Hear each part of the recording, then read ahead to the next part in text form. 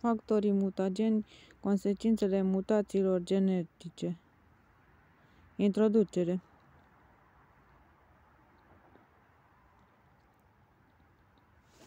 Ordinea nucleotidelor în macromolecula ADN poate fi modificată? Dacă da, ce consecințe pot să apară? Îmi amintesc. În cazul tuturor organismelor, ordinea nucleotidelor din ADN reprezintă înscrierea informației genetice necesară sintezei proteice, propriei sinteze și transmiterii caracterelor ereditare de-a lungul generațiilor. Prin proteine sintetizate se manifestă și se transmit caractere ereditare, cum ar fi culoarea pielii, a ochilor, gropița mentonieră, forma ochilor, lungimea și densitatea sprâncenelor.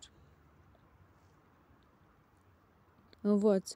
Ce sunt mutațiile genetice? Care sunt factorii mutageni? Factorii care stau la baza clasificării mutațiilor? Cum apar mutațiile genetice și consecințele lor?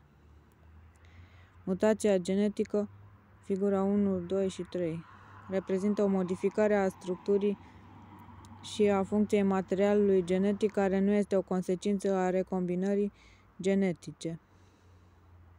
Poate să apară fie în timpul sintezei ADN-ului, fie în urma acțiunii unor factori mutageni. Procesul prin care apar mutațiile se numesc mutageneză. Mutații genetice, figura a doua.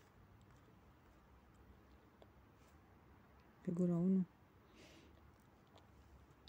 ADN, gena A, gena B, cromozom. Genele, fragmente de ADN din cromozomi, codifică informația pentru sinteza de proteine specifice. Gena este o secvență de ADN ce codifică proteina A.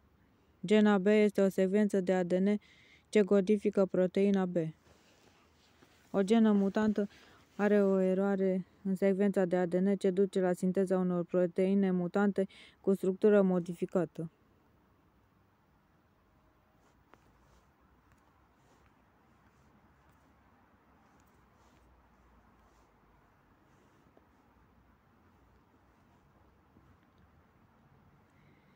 Greșelile care apar în timpul sintezei ADN-ului pot fi corectate prin acțiunea unor enzime. În unele cazuri însă aceste enzime nu reușesc să repare modificările apărute. Se produc mutații genetice permanente cu efect asupra caracterelor umane și a modului în care informația genetică este transmisă de la o generație la alta. Foarte puține sunt folositoare, unele fiind chiar letale.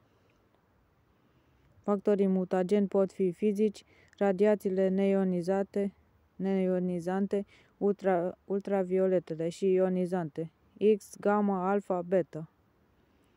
Chimici, acidul azotos, nicotina, cofeina, alcoolul, unele medicamente, pesticidele, coloranții alimentari, conservanții. Biologici, virusurile, unele microorganisme.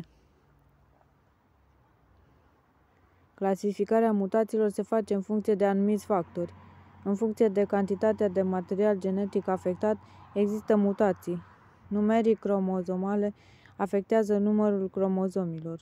Structural cromozomale afectează structura cromozomilor. Genice afectează una sau mai multe gene. 2. În funcție de modul în care mutația se manifestă în cazul eredității, există mutații dominante, recesive. 3. După localizarea pe cromozom există mutații autozomale,